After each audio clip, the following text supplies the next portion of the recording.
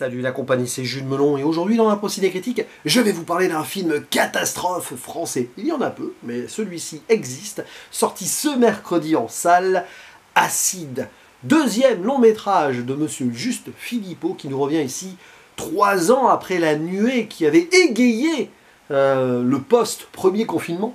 Enfin, égayé c'est vite dit parce que c'était pas joyeux La Nuée, bah Acide ça l'est encore moins. Et c'est l'adaptation d'un de ses courts-métrages du même nom d'ailleurs. Au casting, dans le rôle principal, Guillaume Canet, à des milliers d'années-lumière de ce rôle d'Astérix, plutôt cette année. Si vous voulez, on peut rapprocher ici sa prestation à celle qu'il avait dans Au nom de la Terre, du moins au début, en mode énervé comme ça. Bon bref. Il y a également Laetitia Doche, qui interprète son ex-épouse, et la mère de leur fille, Selma, elle jouée par une jeune actrice nommée Patience Munchenbach, j'espère que je n'ai pas écorché son nom. A noter la présence de Suliane Brahimi. Il n'y a pas son nom au casting, là, j'espère que je ne l'ai pas écorché. Mais bon, je l'ai reconnue, et elle est quand même créditée au début, dans le générique, puisque c'était elle l'héroïne dans La Nuée. Voilà. Et elle joue un rôle un peu secondaire, mais quand même principal d'une certaine manière. Et donc, il s'agit d'une dystopie écologique qui pourrait très bien arriver un jour chez nous, à savoir donc l'arrivée de pluies acides qui d'abord sont dans l'hémisphère sud, et puis très très vite, le film n'attend pas, arrive vers le nord, l'hémisphère nord, et même le nord, le vrai, comme le dirait Michel Galabru dans Bienvenue chez les Ch'tis, puisque l'intrigue se passe là-bas, près d'Arras. Et on va suivre donc un syndicaliste, ouvrier, travailleur, qui a eu vraiment des soucis avec l'autorité et l'ordre, puisqu'on le voit avec les CRS au début, etc. Oh là là.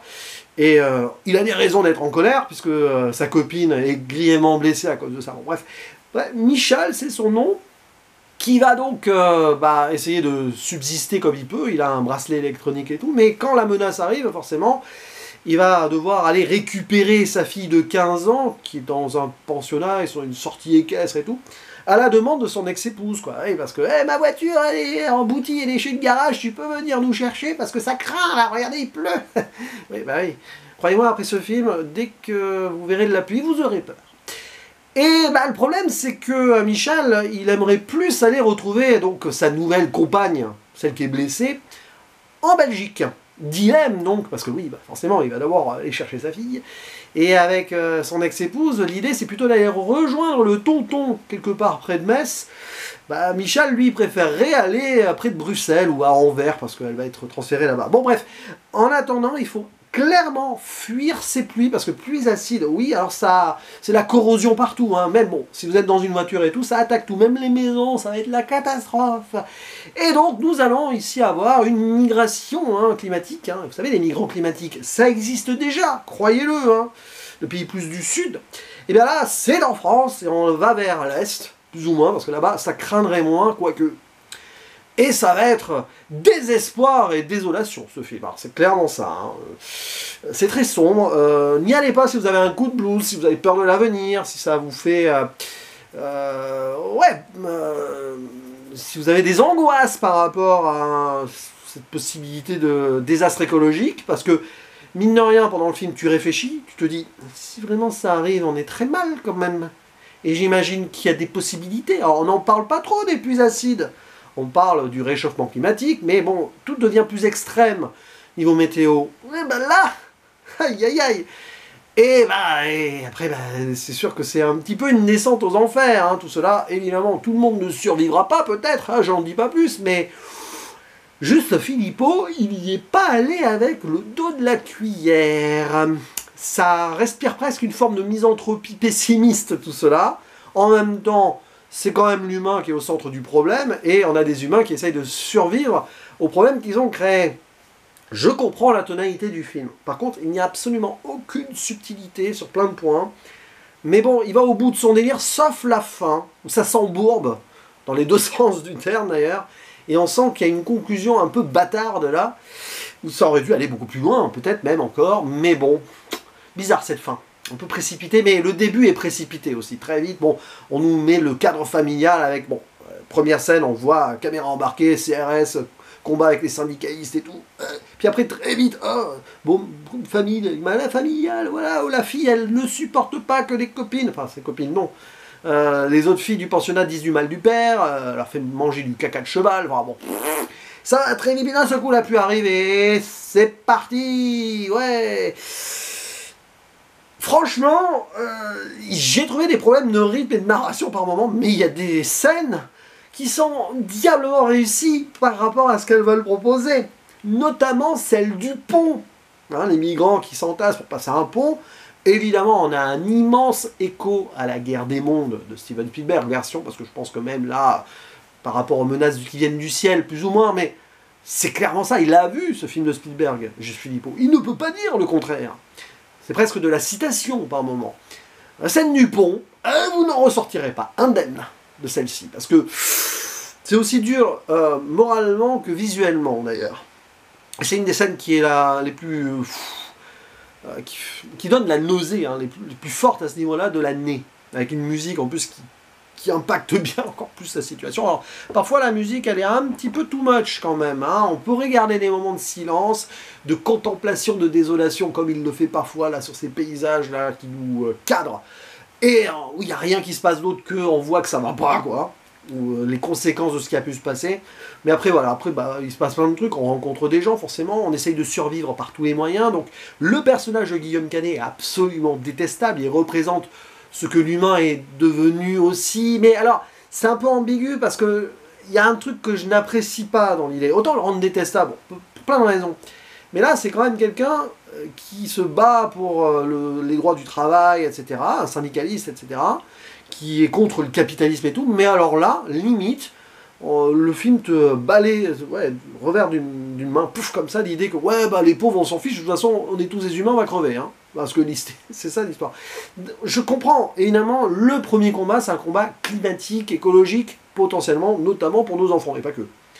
Mais c'est vrai qu'à un moment, ça minimise et ça parodie même le combat social qui est nécessaire aussi pour mieux vivre dans le monde, y compris en France.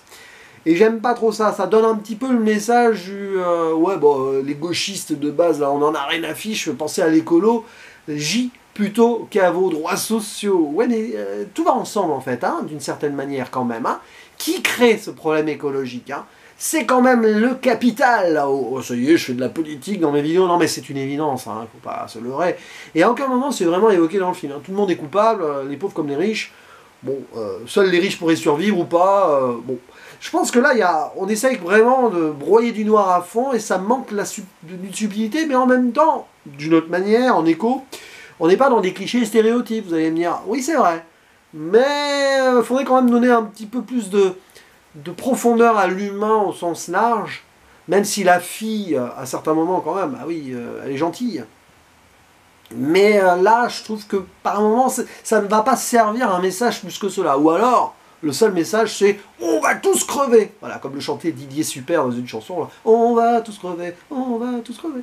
C'est un peu l'idée, je vais me réécouter ça d'ailleurs après cette vidéo. Non mais bon, plus sérieusement, la photographie est efficace, très sombre et grise, hein, forcément c'est ça, l'acidité elle est là, on la ressent, c'est corrosif.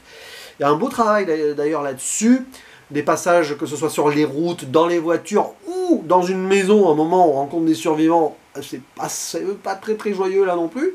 Il y a même un chat à un moment qui y passe. Bah ouais, un cobaye, il faut bien voir si l'eau elle est potable. Ouais, on est vraiment dans la noirceur là, ce qui est intéressant en soi, mais je pense que le film, à certains moments, manque d'un certain équilibre sur le début et la fin. Et j'ai quelques réserves, même si paradoxalement, La Nuée était bien. Hein. Avec le recul, je l'ai revu, alors je suis pas hyper fan pour certaines écritures de personnages là aussi, mais pour d'autres raisons. Mais il sait créer une tension et nous gérer une atmosphère difficile. Je suis Philippot, là c'est quand même beaucoup plus radical que La Nuée. Hein. Mais bon, donc pourquoi pas. Mais j'ai un peu de mal avec ce genre de proposition cinématographique, même si je comprends l'idée. Jusqu'au boutiste, encore fallait-il que ça le soit jusqu'au bout quand même, hein, petit bémol là-dessus. Mais ouais, ça fait de café si vous voulez bien déprimer devant un film catastrophe là.